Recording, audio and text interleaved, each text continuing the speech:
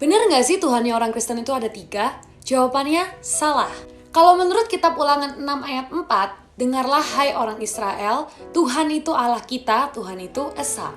Jadi kalau Allah itu satu atau Esa, Tuhan Yesus dan Roh Kudus siapa dong? Di video sebelumnya aku pernah bahas siapa itu Yesus, tapi aku ulangin sedikit di video ini ya. Di Yohanes 1 ayat 1 disebutkan, pada mulanya adalah firman. Firman itu bersama-sama dengan Allah, dan firman itu adalah Allah. Lanjut ke ayat 14, firman itu telah menjadi manusia. Itu maksudnya firman atau perkataan Allah itu adalah Yesus itu sendiri.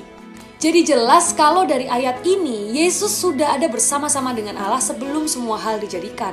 Karena Yesus sebenarnya adalah perkataan dari Allah itu sendiri. Bagaimana bisa memisahkan Allah dengan perkataannya? Gak bisa kan? Sama kayak kita manusia. Kita nggak bisa dipisahin dari kata-kata kita sendiri. Bedanya adalah karena Allah itu supranatural, dia bisa menjadikan kata-katanya itu dalam bentuk manusia, yaitu Yesus. Next adalah Roh Kudus. Simpelnya Roh Kudus adalah roh Allah itu sendiri. Jadi bisa nggak sih kita bilang kalau rohnya Allah bukan bagian dari Allah? Nggak bisa kan? Jadi Allah perkataannya dan rohnya itu satu. Sekarang pertanyaannya, kenapa sih firman Allah harus menjelma jadi manusia dalam bentuk Yesus? Karena nggak ada satupun manusia yang nggak berdosa. Dengan dosa sekecil apapun, manusia nggak akan bisa masuk ke surga karena Allah itu kudus.